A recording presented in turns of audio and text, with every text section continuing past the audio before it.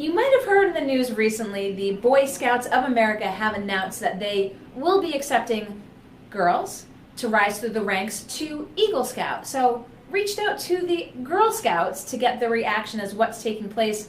Around the corner is Pam Hyland. She is the CEO of the Girl Scouts of Southern New England. Pam, thanks so much for taking the time to come in today. I appreciate it. This is the studio, this is the camera, right to the viewers. Thank you. You know, a lot of folks really heard for the first time this announcement yesterday, but Right. this wasn't new, clearly, to you. You've heard rumblings. Yes, heard rumblings 4 months ago. So talk to us about how this came to this point in time. When you first heard 4 months ago, what were the discussions then? What's the rationale from the Boy Scouts, and what's the Girl Scouts' reaction? Well, the rationale from the Boy Scouts that's been in the media is it's really about the parents and about convenience. So in looking at that, certainly we talked to the local Boy Scouts because we've actually worked with them a little bit. We did joint recruitment events at the Woolrich Mall, and that was wonderful. It was one place that both parents could come, register their daughters for the Girl Scouts and their sons for the Boy Scouts. Our board chair also had been on the Boy Scout board and was their chair. He is now our chair of the Girl Scouts. So Okay. there's a lot of synergy going on between the two organizations. So yes, we heard about it then. I did talk to the local CEO about the decision that was impending, and he, of course, wasn't sure because they're making that decision at the national level. Mm-hmm. We too talked about it at our national level. We just had a convention in Ohio with 12,000 Girl Scouts across the country, and it was all about girl and the power of girl, go-getter, innovator, risk-taker, and leader. Yeah. So how does this look? Do they maintain the title of Boy Scouts if girls are joining? I don't know what their title is going to be. Again, that's up to them, and I don't know how they're going to handle that. Boy Scouts have invited girls in the past at the Explorer level. So at the high school level, they have had girls in the past. Regarding any other girl involvement, I couldn't speak to that. We have always been a single gender organization, and we really believe in the importance of remaining single gender. So the Girl Scouts aren't going to turn around and invite no. boys. Okay, you've heard it here. Absolutely. Well, not. We are It single would get gender. really, really confusing very fast. Well, in fact, our research and our whole program has been based on the needs and interests of girls. If we were to turn around and say, hey, we're going to invite boys in, I mean, you're talking about the development of, I believe, separate curriculum because their needs are different. I mean, for instance, the Boy Scout Eagle is a prestigious award, but the Girl Scouts have the Gold Award, which is the highest award in Girl Scouting. For a girl to earn her Gold Award, there's many prerequisites, but the final step is in 80 hours of personal time that she has to put into this project. Girls choose an issue that's meaningful to them. One of our local girls, Megan, had experienced loss when she was younger and decided that as much as parents think that kids are resilient, she didn't find that to be true. So she wanted to write a book to reach out to people dealing with loss, regardless of what that loss might be. It could be a pet, it could be a bad grade at school. And she wrote, illustrated, and published a book called The Color Blue. There are now funeral parlors that are using that book to hand out to families. It has to be a sustainable project. Another one of our local girls decided, do you remember being in high school as a freshman and how scary that could be, yes. right? Well, she felt the same way. So she developed in her high school a mentoring program where seniors in high school mentored the freshmen. So our girls are choosing issues that are important to them. That's where girls are different with leadership. Girls don't necessarily aspire to be a leader. They are called to leadership. When they see something in their life or world that doesn't seem right, they know they have the confidence and the skills to do something about it. So girls are called. That I think also, the gender difference with girls, and the reason you probably haven't heard much about the Gold Award, well, number one, we've changed the name many times. It was First Class, Curve Bar, Golden Eaglet, now it's called the Gold Award. But girls, when we were young, at least when I was young, I was really taught that to talk about your success was being boastful. And then that didn't sit well. Nobody liked a boastful woman. So we had a tendency to hold back and just do what we think is right, but we're not looking for the recognition. So shame on us for not advertising more the highest award in Girl Scouting, because I'm afraid that the public does not know that we have such an important award and that so many girls have earned it locally. So what do things look like moving forward? As just committed to the path that the Girl Scouts have been on? Is it clearly knowing of what's taking place in the Boy Scouts? Right. But how does this impact the organization, if at all, in any way? Well, I don't know how it will impact. I don't think it's going to have a large impact. I really don't. But it's really in the hands of girls who are planning on joining an organization and their parents. So the Boy Scouts, it's true, convenience is an issue. However, if parents and if girls are looking for a program that has been researched and designed especially for them, if they desire a safe, comfortable place where they can talk about issues that maybe they're not comfortable talking to boys about, if they want to be empowered as a leader and not worried about how they look or really about how they're dressed on a particular day, then Girl Scouting is for them. We do many of the same activities as the Boy Scouts do. We have camping, we've got our high ropes course, we have high adventure activities, we certainly have leadership. And so we have STEAM, we serve the urban core, we serve every aspect of so the organizations in many ways, there's a lot of similarities, but there are also differences in terms of our curriculum design. And how many participants are there in the Girl Scouts of Southern New England? Yes. If you can break out Rhode Island, please do, but what are we talking numbers-wise? So Southeastern New England is all of Rhode Island, 13 communities in Southeastern Mass and one in Connecticut, Packatuck. We have 6,100 Girl Scouts locally.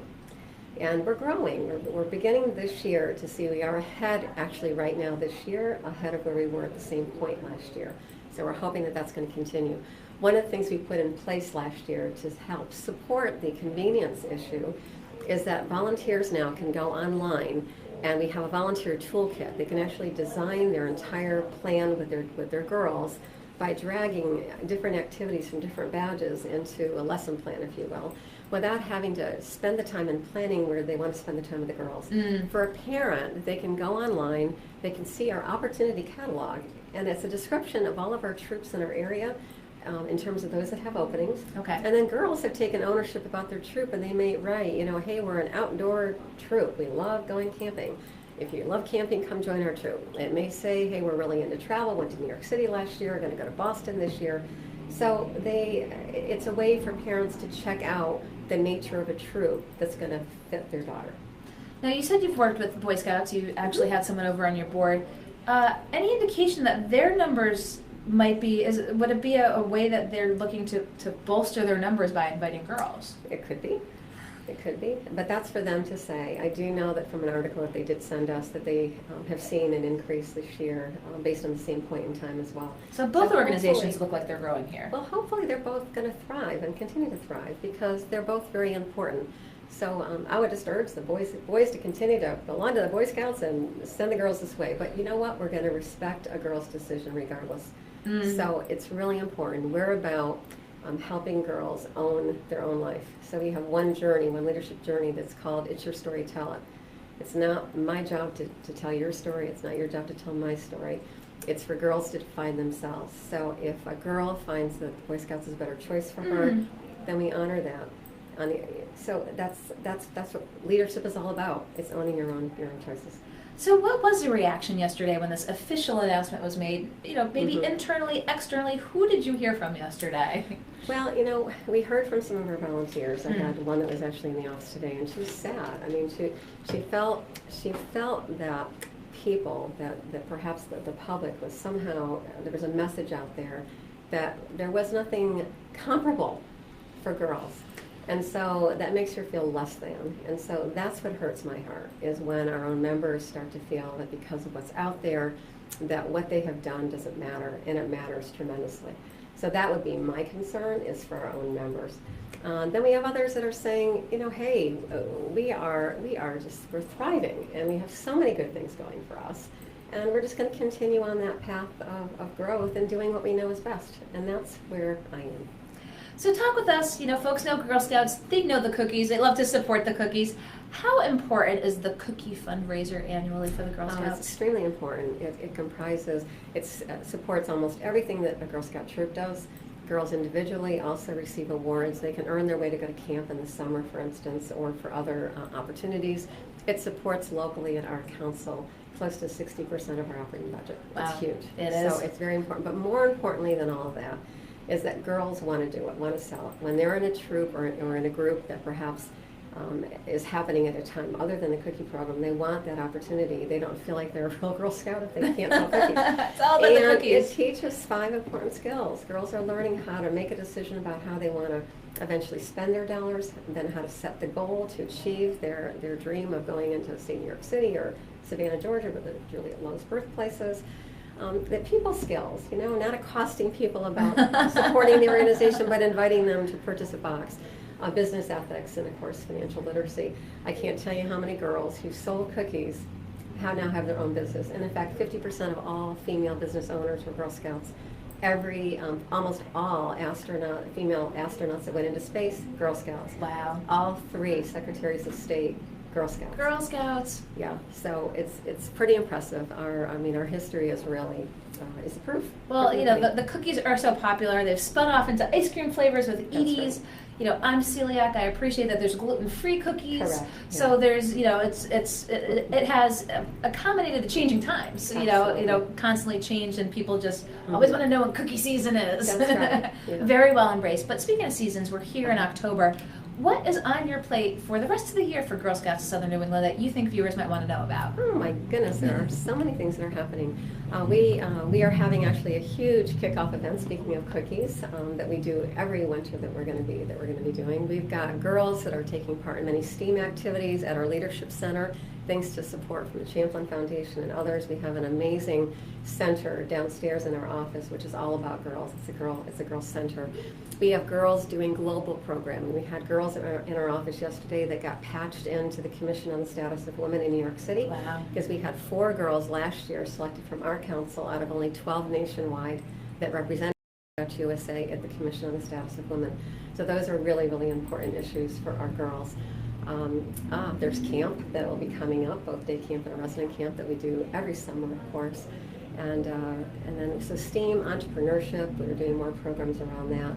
And of course, life skills, healthy living, all of that is part of our curriculum.